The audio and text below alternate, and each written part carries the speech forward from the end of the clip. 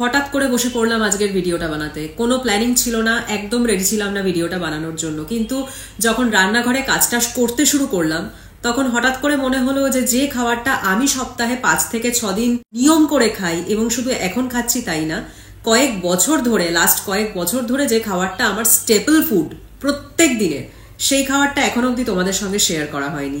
এক কথায় বলতে পারো এই যে খাবারটা, একমাত্র এই খাবারটা হচ্ছে সেই খাবারটা যেটা খেয়ে প্রচন্ডভাবে ফুলফিল করি। অর্থাৎ আমার এটা খাওয়ার পরে একদম কোনো ক্রেভিং থাকে না, এক বিন্দুও খিদে পায় না, এবং সব থেকে বড় কথা এই খাবারটা খাওয়ার পরে আমার কোনো রকম ভাত রুটি মানে কোনো কার্বোহাইড্রেট জাতীয় খাওয়ার ইচ্ছাটাও কিন্তু আর থাকে না। আমি এতটাই ফুল হয়ে যাই, ঠিক আছে, এতটা ভরে যায় আমার পেটটা। এবং সব থেকে বড় কথা হচ্ছে আজকের খাবারটা হচ্ছে একটা সুপার ফুড। ওকে, এমন ভাবে খাবারটা আজকে তোমাদের তৈরি করে দেখাবো একদম 5 মিনিটের মধ্যে।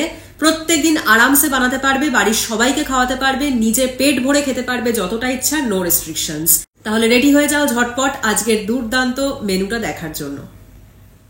আজকের রেসিপিটা বানানোর জন্য লাগবে কয়েক রকমের শীতকালীন সবজি, যেরকম গাজর, শিম, বিনস, কুমড়ো, বেগুন, আর তার সঙ্গে ব্যবহার করছি যে আসল উপাদান সেটা হচ্ছে পালং শাক। তো উপাদান দেখে বুঝতেই পারছো জিনিসটা কতটা সিম্পল, কিন্তু শুধু সেটুকুই নয়, বাজারে গেলেই এখন চোখে পড়ে থাকে টাটকা পালং শাক। সারা বছর ধরে পাওয়া গেলেও শীতকালে কিন্তু এই দেশি পালংয়ের স্বাদই আলাদা হয়। তাই সব রকমের টাটকা সবজি দিয়ে বানানো পালং শাকের ঘন্ট খেতে যেরকম দারুণ লাগে, সেরকমই প্রচণ্ড স্বাস্থ্যকর আজকের রেসিপিটা। পালং শাকে ভিটামিন এ, সি এবং কে ভরপুর মাত্রায় থাকে, যা তোমার রোগ প্রতিরোধ ক্ষমতা বৃদ্ধি করতে সাহায্য করে। তার সঙ্গে দৃষ্টিশক্তি ভালো রাখতেও পালং শাকের কিন্তু জুড়ি মেলা ভার। সেই সঙ্গে এই শাক আয়রনে পরিপূর্ণ, শরীরে অক্সিজেন পাওয়ার জন্য অত্যন্ত গুরুত্বপূর্ণ উপাদান, আর রক্তাল্পতার বিরুদ্ধেও লড়াই করতে পালং শাক ভীষণ সাহায্য করে। কম ক্যালোরি আর উচ্চ ফাইবারযুক্ত এই শাক তোমার হজমে সাহায্য করে, আর ওজন কমানোর জন্য কিন্তু আশীর্বাদের মতন। তাই রোজ কিভাবে পালং শাক খেলে তোমার শরীর চাঙ্গা থাকবে, আজকে ঠিক সেই একটা সহজ রেসিপি শেয়ার করছি তোমাদের সাথে। প্রথমে কড়াইতে দিয়ে দিলাম 2 চামচ সর্ষের তেল, তার মধ্যে একটু পাঁচফোড়ন, আর যারা শুকনো লঙ্কা খাও তারা শুকনো লঙ্কাও ফোড়ন দিতে পারো, আমি কাঁচা লঙ্কা ইউজ করছি। তো তার মধ্যে তেলটা গরম হয়ে গেলে একে একে সবজিগুলো দিয়ে দিতে হবে। সবজিগুলো হালকা হালকা নাড়াচাড়া করতে হবে, আমরা বেশিক্ষণ সবজিগুলোকে ভাজবো না, তাহলে সবজিগুলোর গুণ বজায় থাকবে। এরপর ধুয়ে রাখা কুচিয়ে রাখা পালং শাকগুলো আস্তে আস্তে সবজির মধ্যে দেব, এবং একটু একটু করে নাড়িয়ে নাড়িয়ে ভালো করে শাকটাকে সবজির সঙ্গে মিশিয়ে নেব। এবং পুরো রান্নাটাই কিন্তু তোমাদের করতে হবে একদম লো আঁচে, ঠিক আছে?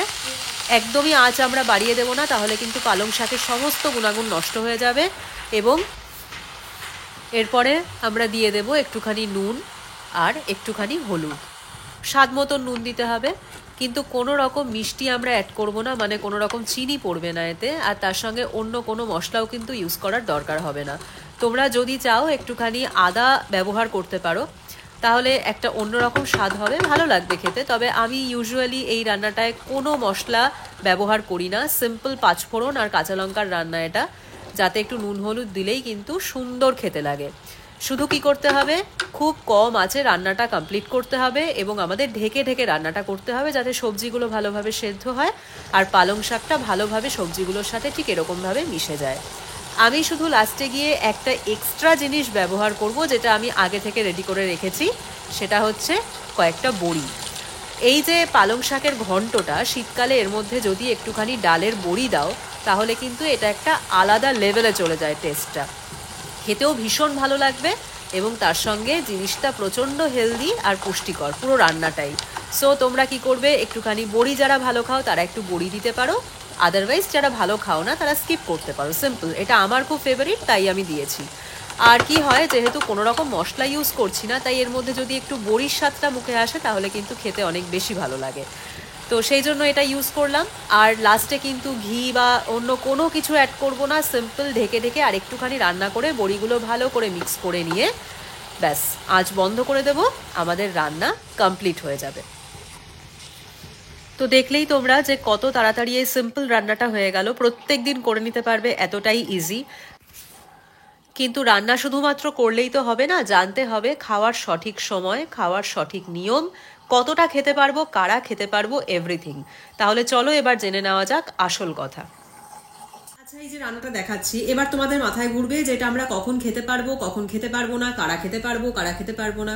সো এই প্রশ্নের উত্তরগুলো আগে ক্লিয়ার করে ফেলি। ওকে, তো আমরা কি করতে পারি, এই খাবারটা এতই নিউট্রিশিয়াস যে আমরা এটাকে দিনের যে কোনো সময় খেতে পারি। ঠিক আছে, তুমি ব্রেকফাস্টেও খেতে পারো, ইভেন যদি তুমি টাটকা বানিয়ে নাও। একটা জিনিস সবসময় খেয়াল রাখবে, যদি সুস্থ থাকতে চাও ফ্রিজের খাবারটাকে বারবার করে ইউজ করবে না। ওকে, একবার গরম করে খেতে পারো, ঠিক আছে, কিন্তু মাল্টিপল টাইমস, মানে তুমি খাবে বলে বড় করে রান্না করে রেখে দিলে এবং বারবার সেটাকে রিহিট করছো আর খাচ্ছ, এটা কিন্তু আমাদের শরীরের জন্য কোনো অংশেই ভালো নয়। ঠিক আছে, তো যদি টাটকা বানিয়ে সকালে খেতে পারো, কাউকে টিফিনে দিতে চাও দিতে পারো, নিজে খেতে পারো বাটি ভরে, আদারওয়াইজ লাঞ্চে তো অবশ্যই খেতে পারো, লাঞ্চের জন্য হাইলি রেকমেন্ডেড, ডিনারেও খেতে পারো।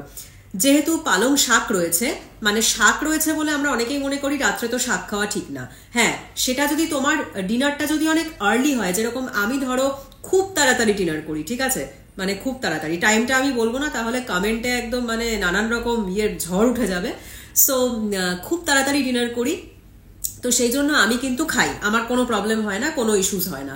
কিন্তু যাদের ডিনার একটু লেট হয় করতে, তারা চেষ্টা করবে অ্যাভয়েড করতে। ওকে, কিন্তু যারা ডিনার তাড়াতাড়ি করে নাও তারা কিন্তু আরামসে খেতে পারো ডিনারেও। ঠিক আছে, আর একটা কথা হচ্ছে যে আমরা প্রত্যেকে এটা খেতে পারবো, কিন্তু তোমার যদি কোনো স্পেসিফিক ভেজিটেবলে অ্যালার্জি থাকে বা কোনো প্রবলেম থাকে, ইস্যুস থাকে, তুমি সেটাকে কাট অফ করতে পারো, বাদ দিতে পারো, রিপ্লেস করতে পারো অন্য কোনো সবজি দিয়ে। ঠিক আছে, একটা জিনিস নিশ্চয়ই লক্ষ্য করছো যে আলু দেইনি, সো আলুটাকে কিন্তু বাদই রাখবে। ওকে, তো এই হচ্ছে খাওয়ার নিয়ম, বলে দিলাম। দেখলে কত তাড়াতাড়ি তৈরি হয়ে গেল। ইভেন আমি জানি তোমরা সবাই জানো এটা কিভাবে বানাতে হয়, শুধু তোমাদের একটা ধারণা দিলাম যে এইভাবে রান্না করে যদি তোমরা সমস্ত তরকারিগুলোকে প্রত্যেকদিন খাওয়ার চেষ্টা করো, অর্থাৎ যেটা আমি সবসময় বলি যে ডায়েটে প্রত্যেকদিন চেষ্টা করবে অনেক রকমের সবজি রাখতে, সিজনাল ভেজিটেবলস রাখতে। আর দেখো প্রত্যেকটা সবজি কিন্তু এখনকার সিজনের জন্য একদম আদর্শ, তাই তো? তো সেগুলোকেই আমি ইউজ করেছি ভালোভাবে। তো তোমাদেরও সেটাই করতে হবে। এইভাবে তোমরা প্রত্যেকদিন চেষ্টা করো বাটি ভরে খাবারটা খেতে। উইদিন 14 ডেজ যদি তোমরা যেরকম ভাবে বলে দিলাম সেইভাবে খাও, তোমরা কিন্তু আরামসে কয়েক কেজি ওয়েট কোনো রকম এফার্ট ছাড়াই লুজ করতে পারবে। ঠিক আছে, অবশ্যই চেষ্টা করবে যখন এই খাবারটা পেট ভরে খাচ্ছ তার সঙ্গে ভাত রুটিটা স্কিপ করতে, করে সেই জায়গায় প্রোটিন যে আইটেমটা তোমার বাড়িতে রান্না হয়েছে সেটা খেয়ে নিতে। ঠিক আছে, স্যালাড খেতে পারো তার সঙ্গে, কোনো প্রবলেম নেই। সো এইভাবে তোমাদের ব্যাপারটা কন্টিনিউ করতে হবে। আর এই খাবারটা কিন্তু 14 দিন বা 30 দিনের খাওয়ার জন্য নয়, এটাকে তোমরা চেষ্টা করবে একদম সারা জীবনের মতন প্রত্যেক দিনই যেন পাতে এই ধরনের খাবার তোমার থাকে, তাহলে কিন্তু ইন দ্য লং রান তুমি খুব ভালো থাকবে, খুব সুস্থ থাকবে। তাহলে কেমন লাগলো ভিডিওটা একটা ছোট্ট কমেন্ট করে কিন্তু অবশ্যই জানিও। পরের দিন ফিরে আসছি আবার একটা সুন্দর কন্টেন্ট নিয়ে। তোমরা সবাই ভালো থেকো, সুস্থ থেকো।